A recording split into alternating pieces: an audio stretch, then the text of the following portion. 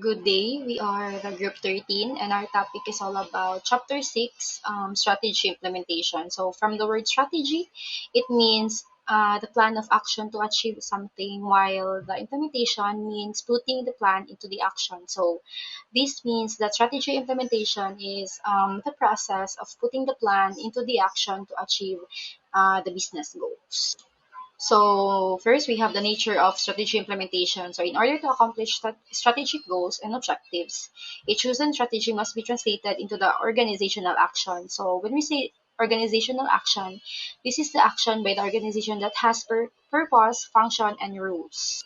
So there are the key challenges in strategy implementation. So this includes the resistance to change that individuals may not understand or support the strategy, leading to resistance and delays. Second, we have the lack of ownership that employees may not feel responsible for implementing the strategy, leading to a lack of motivation and accountability. Last, we have the resource constraints that limited resources can hinder effective implementation. So to overcome these challenges, organization must prioritize clear communication, strong leadership, stakeholders involvement, and continuous monitoring and adaptation. So by addressing these key areas, organization can increase the likelihood of achieving their strategic goals. Next, we have the strategy formulation versus a strategy implementation. So strategy formulation focuses on positioning and planning before the action, emphasizing effectiveness, and it requires intellectual skills and coordination among few people. So, while the strategy implementation, on the other hand, focuses on managing forces during action, prioritizing efficiency, that it demands motivation, leadership skills, and coordination among many people. So, in essence, formulation is about creating the plan, while implementation is about executing it successfully. Next, we have the factors that support strategy implementation. So, why are these factors important for strategy implementation? So, each of these factors plays a crucial role in ensuring a successful strategy implementation. So, let's break it down. First, we have the people. So, having the right people with necessary skills and knowledge is essential to execute the strategy effectively. A skilled workforce can overcome challenges, adapt to changes, and drive innovations. So next, number two, we have the resources. So sufficient resources, including financial, technological, and human capital, are needed to support the implementation process. So without adequate resources, it's difficult to allocate funds for project, hire necessary personnel, or invest in technology. Third, we have the structures. So a clear organizational structures ensures efficient decision making and accountability. So well-defined roles and responsibilities can minimize confusion and streamline operations. Second to the last, we have the system. So effective systems and tools facilitate the implementation process. So this system can help track progress and monitor performance and identify the potential issues. Lastly, we have the culture. So a supportive organizational culture encourages innovation, risk-taking, and collaboration. So a positive culture can motivate employees, improve morale, and enhance overall performance. So by addressing um, these factors, organizations can increase the likelihood of successful strategy implementation and achieve their long-term goals. So lastly, the policies. So policies are designed to guide behavior of managers in relation to the pursuit and achievement of strategies and objectives. So first, the principle listed below according to Coates and O'Donnell indicated how effective policies could be implementing a strategy. So we have first the policies should be reflect objectives. So policies should align with organizational strategic goals and objectives. So they should support the achievement of these goals by providing here guidelines and expectation. Next, we have the policies should be consistent. So with each other, with organizations' overall strategy, this ensures that there are no conflicting messages or expectation and that everyone is working towards the same goals.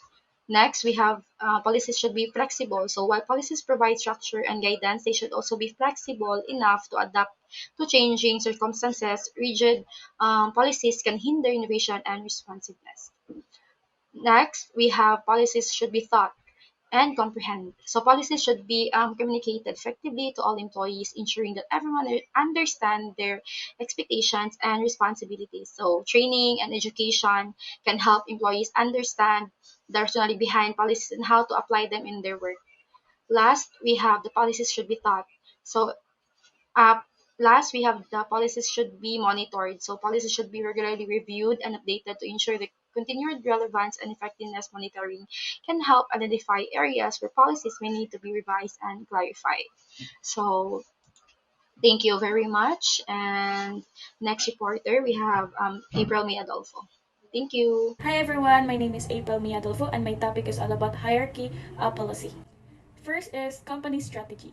To achieve our goals for sales, productivity, and expansion, we will buy a network of retail establishment. Like for example, para ma-achieve na tong goals sa business, dapat ma-expand og productivity ta sa tong product. And also, we should do sales para ma-promote og maayo until we achieve our goal og madako ang income. First, we have the allocating resources. Allocation of resources set up the plan based on annual objectives of the company. Resource allocations allows the company to allocate its assets to prioritize indicated on the annual objectives of the company. Allocating resources, it is easy to get distracted by flashy or unnecessary expenses, but ultimately, it is essential to focus on allocating resources to things that are necessary for survival and sustainability. Next, we have the divisional structure. This structure is divided for 4 types: divisional by geographic area, divisional by product, divisional by customers, and divisional by process. This is also called the decentralized structure. Divisional structure is like, for example, each division typically has its own functional resources like marketing, sales, finance, and operations. Next, we have matrix. This type of structure is the most complex of all designs. It depends on both that vertical and horizontal management for the flows of authority and command. Advantages of these structures is included clear project objectives, clear work results, project shutdown is easy. Also, use of special resources can be easily facilitated and functional resources are shared instead of being duplicated. Matrix is, by manipulating the matrix, is one of solved by unknown variables and make informed decisions. Restructuring. Restructuring deals with the reduction of the size of the firm.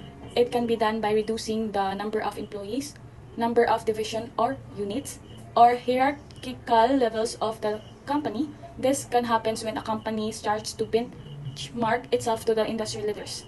Its primary benefits is, of course, cost reductions. However, the downside of this one is reduced employee commitment, creativity, and trauma due to employee layoffs. For example, if a company remains product or service becomes obsolete or no longer in demand, it may be need to restructure in order to focus on new product or service that is more profitable. Similarly, if a company is losing money or struggling to compete with its rivals, they may need a restructuring, maybe necessary in order to cut costs or improve efficiency of the product on company. Next, we have the re-engineering. In this process, a company uses information technology to break down functional barriers and create work system based on its business processes, products, or outputs rather than on functions and inputs. Re-engineering is they focus on the customer's perspective. Kay in order to achieve goals sa company, kay needed sila new innovations from doing things and improvement. Para sa customers, kay ma-increase ang satisfactions and also the loyalty of the product. Next, we have the revising rewards and incentives programs. Reward that serve as a source of motivation to employees must also be provided. This enables them to comply with the needed change and minimize resistance. The company may either provide pay for performance plans, flexibility in compensations, dual bonus systems, and profit sharing. Managing resistance to change, this is the greatest threat to successful strategy implementation. Most of the time, changes start to raise anxiety and fear to employees, and as a result, employees may start sabotaging production machines, absenteeism, and unwillingness to cooperate. Like for example, when a company is implementing new software systems, regularly communication through emails, meetings, and training sessions. So it can help employees feel more comfortable with the change. Next one is supporting policies. Personnel will have the opportunity to work up to 20 hours of overtime each week starting in January 2010. So this rule could reduce the need to bring on more staff. Like for example, kani pa lang, sa namo sa organization nga need og kanang work kanang overtime din dapat ug madayon kay ipas na. So dapat mag-need kag more staff para madali-dali og human. Dili kay kana ra usa kana nga person or kana nga employee na siya ray magbuhat. So di jud uptime pa jud nagsiyam-siyam. So it should be mag-bring kag more staff para dali ra mahuman. The next one is we have the managing conflict. This can be defined as the disagreement between two parties. Establishing objectives, plans, and strategies can lead to conflict because of different perceptions and opinions. This is avoidable in any organization. It is important that conflict is managed before it leads to dysfunction. However, conflict is not bad all the time. Lack of conflict on an organization means that there are irrelevance and burden on the job that employees has. So, like, for example, og naay nag-away sa inyong organization or kuan man lang naay misunderstanding, dapat misunderstanding about sa two parties, it should be have ma-manage before it's complicated kay maunay makaguba sa usa ka organization. Dapat ma-okay na ang duha ka parties. So, for functional structures, so this divides the organization based on functions or department. And the advantages are cost-effective, specialization of labor, efficient use of talent, and faster decision-making. And also the disadvantages, centralized accountability, limited delegation, poor career development, low morale, narrow thinking, and communication issues. So just like for example, a university with separate departments for student affairs, alumni relations, and accounting. And for the second one is divisional structure. So this divides the organization by specific divisions such as geographic area, product, customer, or process.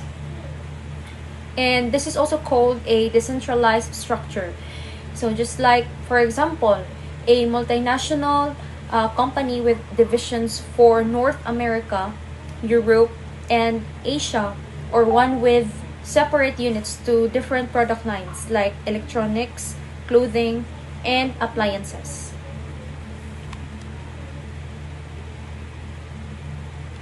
And for the strategic business unit, so groups similar divisions into units managed by a senior executive who reports to the CEO. So the advantages of this is enhances communication among similar divisions, aiding strategy implementation. The disadvantages are higher costs due to more managers, and the group vice president's role can lack clarity. So just like for example, a car company grouping its SUV, sedan, and electric car divisions under one strategic unit. And for the second one is matrix structure.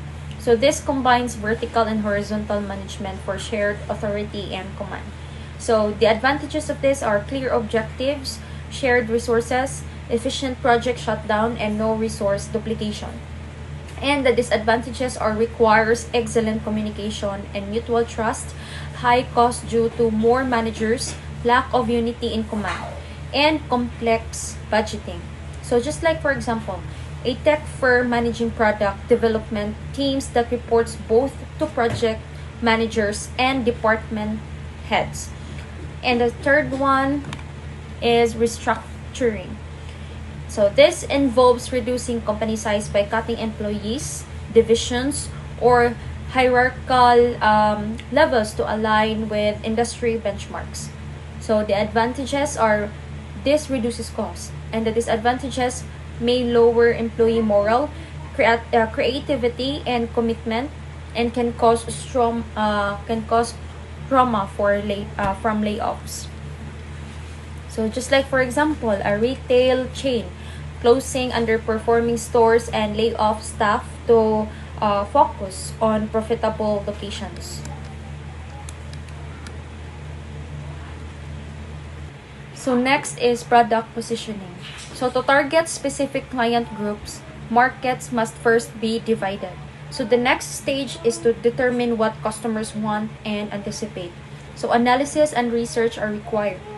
Assuming the company is aware of what customers want and anticipate is a serious error. So numerous studies have shown that there are significant discrepancy between how consumers define service and evaluate the value of various service activities and how service providers see services. So these are the list of a in order to place a product. So number one is choose important characteristics that successfully distinguish items or services within the sector. So number two is a two-dimensional product placement map with predetermined criteria on each axis should be represented. And third is plot the goods or services of the main rivals in the resulting four-quadrant matrix. So just like for example, Samsung Galaxy A series. Smartphones are positioned as affordable yet feature-rich options.